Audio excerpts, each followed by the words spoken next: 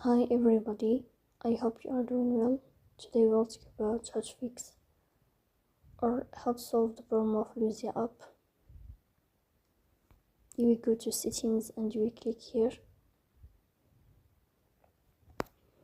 Then we click on apps, default apps, app settings.